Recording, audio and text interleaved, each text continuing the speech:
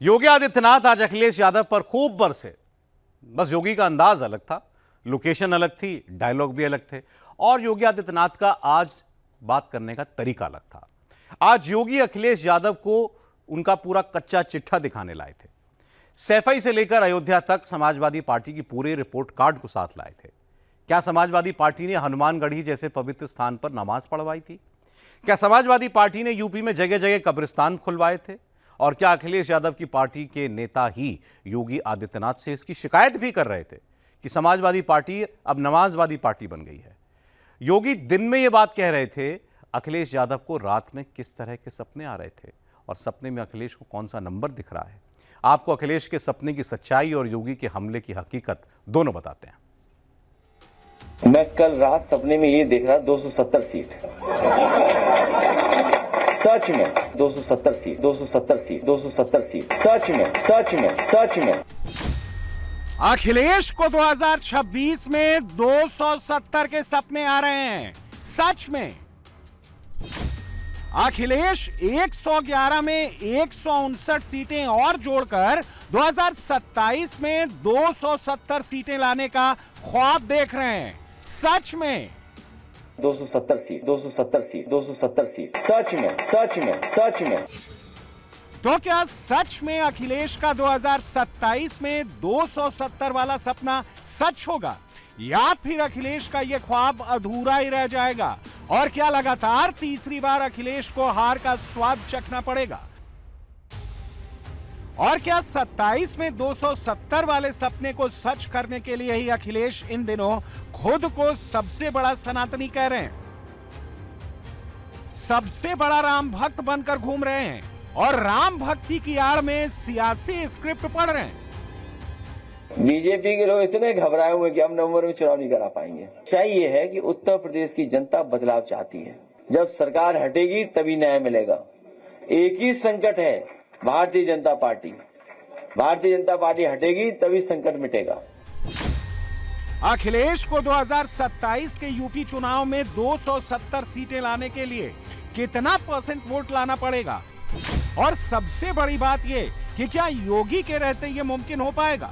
अखिलेश के 270 सीट वाले ख्वाब के मुकाबले अलग अलग ओपिनियन पोल्स क्या इंडिकेशन दे रहे हैं? 2027 में अखिलेश की साइकिल रफ्तार पकड़ेगी या योगी के सामने टिक नहीं पाएगी?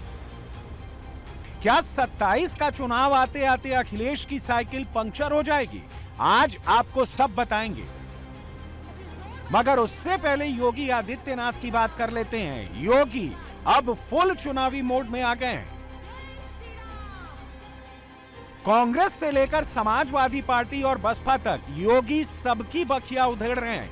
हर रोज जबरदस्त सियासी हमले कर रहे हैं। चुनावी मौसम में योगी समाजवादी पार्टी के लिए दुर्योधन और दुशासन वाला डायलॉग लेकर आ गए हैं। योगी तो ये तक कह रहे हैं कि जिस रफ्तार से अखिलेश राम भक्त बनते जा रहे हैं, बहुत जल्दी वो भगवा बाना पहनकर कांवड़ यात्रा में भी जाएंगे, कांवड़ियों पर पुष्प भी बरसाएंगे। जो बहन और बेटी की सुरक्षा के लिए खतरा बन जाए, उसकी तुलना तो केवल दुर्योधन और दुशासन से ही हो सकता है, सभ्य मानवों से नहीं हो सकता।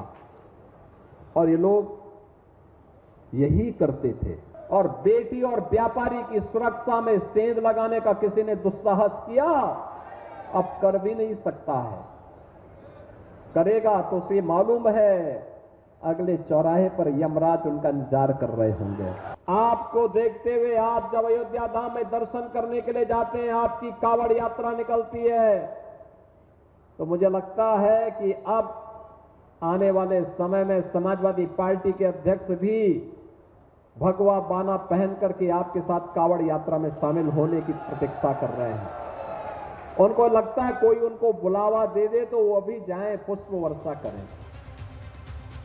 अखिलेश यादव के 270 सीट वाले सपने और योगी आदित्यनाथ के ताबड़तोड़ पॉलिटिकल अटैक के बीच यूपी चुनाव पर 9 जुलाई 2026 को, यानी अब से बस चंद घंटों पहले, सबसे लेटेस्ट ओपिनियन पोल भी आ गया है। इस पोल में क्या पता चला है, डिटेल आगे देंगे। पहले यूपी का करंट सिनेरियो दिखाते हैं। और ये समझते हैं कि क्या सच में अखिलेश 2027 में 270 सीट तक पहुंच सकते हैं। 2022 के चुनाव में 403 में से बीजेपी ने 255 सीटें जीती थी। बीजेपी का वोट शेयर 41.29% था। तब एनडीए की टैली 273 थी और एनडीए का वोट शेयर 43.82% था, जबकि समाजवादी पार्टी ने तब 32.06% वोट शेयर के साथ 111 सीटें जीती थी और सपा प्लस गठबंधन ने 36.60% वोट शेयर के साथ टोटल 125 सीट जीती थी। इस लिहाज से अगर अखिलेश यादव को 2027 में अपना खुद का 270 सीट वाला सपना साकार करना है तो उन्हें एड़ी चोटी का जोर लगाना होगा।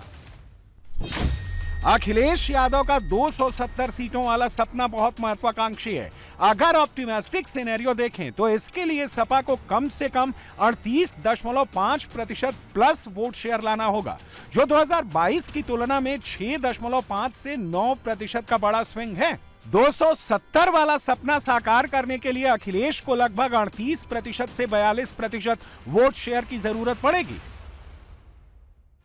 और 270 सीट वाला यह सपना तभी सच हो पाएगा जब उत्तर प्रदेश में समाजवादी पार्टी के फेवर में बहुत बड़ी लहर हो। लेकिन ग्राउंड रियलिटी तो यह है कि यूपी में फिलहाल अखिलेश के फेवर में ऐसी कोई लहर नहीं है। योगी आदित्यनाथ का यह असर है और यह असर यूपी के सबसे लेटेस्ट ओपिनियन पोल में भी दिख रहा है। 9 जुलाई 2026 को आए सबसे लेटेस्ट ओपिनियन पोल के मुताबिक बीजेपी प्लस 251 सीटें जीत सकती है, समाजवादी पार्टी प्लस 142 सीटों तक पहुंच सकती है, बीएसपी 8 सीटें जीत सकती है। इसके अलावा 5 जुलाई और 19 जून के 2 ओपिनियन पोल्स भी यही इंडिकेट कर रहे हैं कि 2027 में योगी आदित्यनाथ ही उत्तर प्रदेश में सरकार बनाने जा रहे हैं, हैट्रिक लगाने जा रहे हैं। और अगर ये तीनों अनुमान सही हो गए तो अखिलेश का 270 सीट वाला सपना टूटना तय है। अखिलेश का ख्वाब टूटता दिख रहा है, लेकिन योगी तो उससे भी बड़े प्लान पर काम कर रहे हैं। योगी तो अखिलेश की 2022 की 111 सीटों में भी सेंध लगाने जा रहे हैं।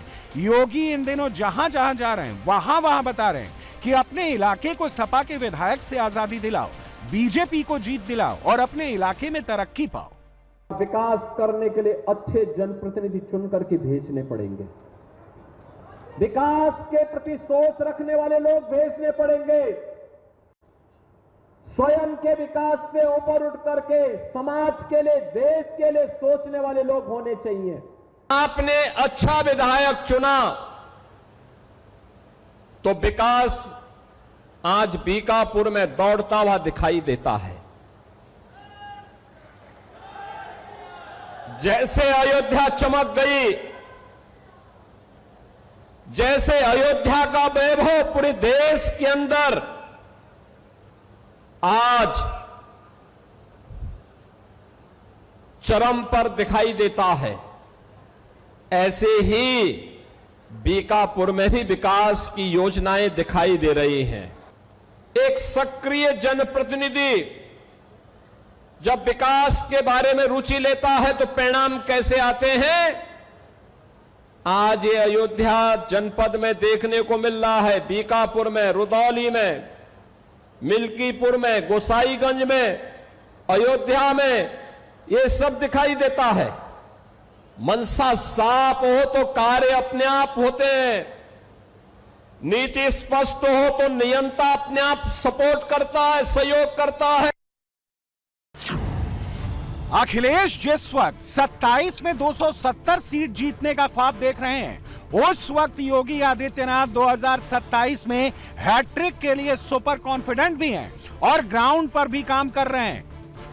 योगी के काम पर लोगों के इस ट्रस्ट को 2021 की एक स्टडी रिपोर्ट से समझते हैं।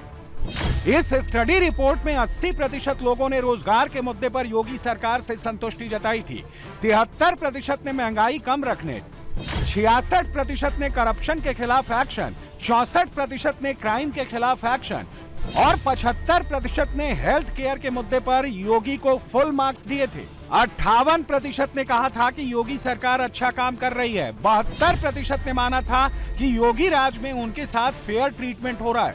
68% ने माना था कि योगी राज में उनकी लाइफ पहले से बेहतर हुई है। 79% लोग योगी और बीजेपी सरकार के काम से संतुष्ट थे। 75% लोग योगी की इकोनॉमिक पॉलिसी से संतुष्ट थे और 71% ने तब कहा था कि वो योगी को फिर से वोट देंगे। इसके बाद 2022 में योगी की सरकार आ गई और तब के एक पोस्ट पोल सर्वे में भी 50% लोगों ने स्वीकार किया था कि उन्हें योगी का वर्किंग स्टाइल अच्छा लगता है।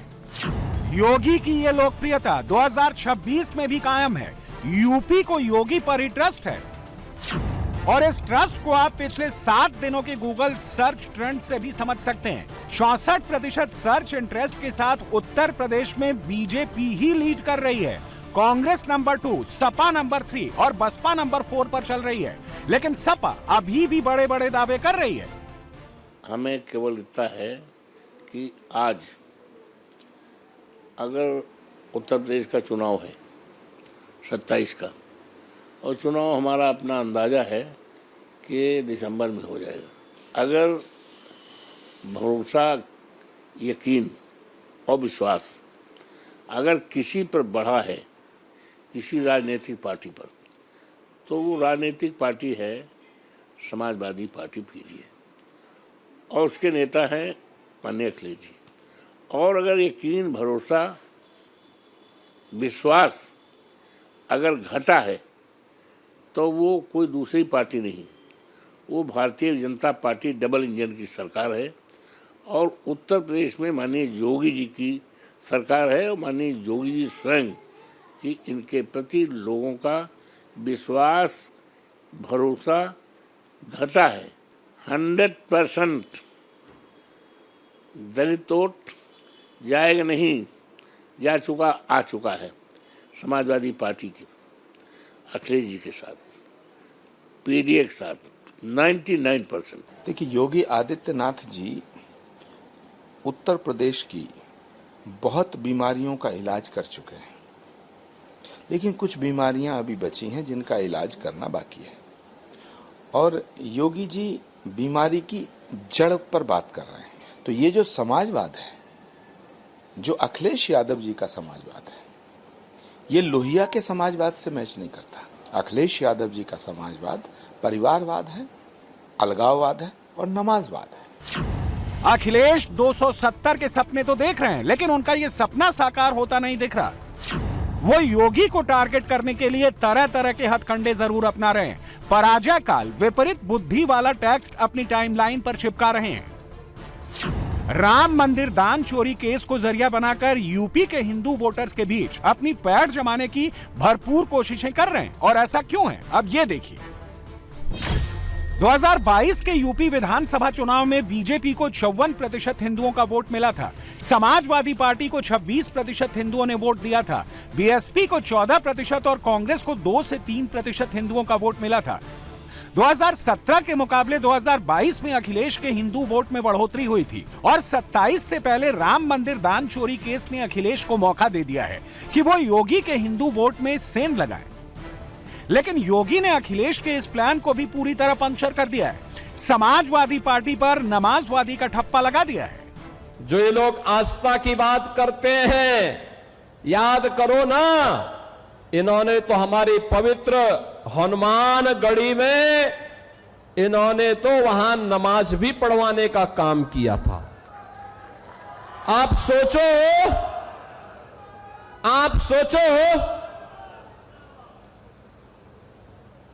कल्पना करिए,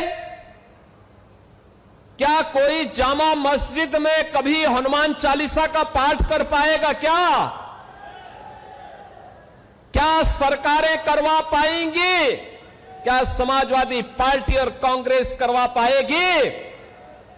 अगर नहीं करा पाएगी तो ये पाप क्यों करवाया गया था? अयोध्या में हनुमानगढ़ी की सीढ़ियों पर नमाज पढ़वाने का पाप क्यों करवाया गया था? कौन करवा रहा था ये? आज जो अयोध्या का विरोध समाजवादी पार्टी और कांग्रेस के लोग कर रहे हैं, वे इसलिए विरोध कर रहे हैं, वे नहीं कर पाए थे, इसलिए बुरा लग रहा है कि महर्षि वाल्मीकि के नाम पर क्यों हो गया। उनको यही बुरा लग रहा है अयोध्या में रेन बसेरा निषाद राज के नाम पर हो गए, निषाद राज गुहा के नाम पर। उनको यही बुरा लगता है कि निषाद राज के नाम पे वे नहीं कर पाए। अरे हमने तो निषाद राज के नाम पर रेन बसेरा यहां किए ही है। हमने श्रृंगवेरपुर में भगवान राम और निषाद राज के आपसी मिलन की भव्य प्रतिमा और स्मारक बना करके रखा हुआ है। जाके देखो तो कभी श्रृंगवेरपुर में, जिसको तुम कब्जा करवा रहे थे, वक्फ के नाम पर कब्जा करवा रहे थे, ये आस्था की बात कर रहे हैं। कर्ण मंदिर का विवाद भी इन्होंने खड़ा करवाया था। और याद करिए, हम सबकी आस्था की प्रतीक अयोध्या में भगवान राम के मंदिर के निर्माण में भी सबसे बड़ी बाधा यही लोग थे। इस सपा, बसपा, कांग्रेस, इनका यही ठेका था, यही करते थे। ये डराते थे, कहते थे मंदिर बनेगा तो खून की नदियां बहेंगी। अरे हमने कहा खून का एक मच्छर नहीं मरेगा, याद रखना। अयोध्या में राम मंदिर को कोई बनने से रोक नहीं पाएगा। आज इनकी पीड़ा तो यह है कि अयोध्या में राम मंदिर कैसे बन गया। अब उनको माफी मांगनी चाहिए जो उन्होंने हनुमानगढ़ी के पवित्र धाम की सीढ़ियों पे किया था, उस पाप के लिए माफी मांगनी चाहिए। राम भक्तों पर गोली चलाने के लिए माफी मांगनी चाहिए। जय श्री राम बोलने पर, परशुरामपुर के दंगों पर और इन सभी घटनाओं पर जिसमें निर्दोष हिंदू प्रताड़ित हुआ था, उन सभी घटनाओं के लिए उनको माफी मांगनी चाहिए इस समाज से जिसकी आस्था आहत होती थी। इस बीच हिंदू वोट की रेस में सपा के साथ साथ कांग्रेस और बीएसपी भी कूद गई है। कांग्रेस ने तो राम के नाम पर देश के 50 से ज्यादा शहरों में 2 दिनों का नेशन वाइड महाअभियान शुरू कर दिया है। जगह जगह प्रेस कॉन्फ्रेंस शुरू कर दी है। कोई हरियाणा पहुंच गया, कोई कानपुर, कोई मध्य प्रदेश, कोई पंजाब, कोई उत्तराखंड। कांग्रेस ने योगी पर सीरियल अटैक शुरू कर दिया है। सवाल है राहुल गांधी का। राहुल गांधी के रहते हुए कांग्रेस का बेड़ा पार नहीं हो सकता। यदि कांग्रेस को बचाना है तो राहुल गांधी जी को हटाना होगा। सच बात यह है कि राहुल गांधी की आस्था, श्रद्धा और विश्वास वो राम में नहीं है। भगवान राम में, भगवान राम की जन्मभूमि में, अयोध्या में उनकी आस्था नहीं है। उनकी आस्था वेटिकन में है। जिनकी आस्था वेटिकन में है वो राम के समर्थन में कैसे हो सकते हैं? तो राहुल गांधी जी को सद्बुद्धि दें भगवान राम, या समय उन्हें सद्बुद्धि देगा। राहुल गांधी जी ऐसी बीमारी से ग्रस्त हैं जिसका इलाज किसी के पास नहीं। समाजवादी पार्टी हो या राहुल की कांग्रेस पार्टी हो, दोनों ही कैंप पिछले 33 दिनों से राम के नाम पर जो सियासी स्टंट कर रहे हैं वो सिर्फ और सिर्फ 2027 के चुनाव के लिए ही हो रहा है। इन दोनों का राम भक्ति से कोई लेना देना नहीं है, सब पॉलिटिकल मैसेजिंग है। और योगी इस इकोसिस्टम की पोल हर रोज खोल रहे हैं, नए नए राम भक्तों की सियासी साजिश को एक्सपोज कर रहे हैं।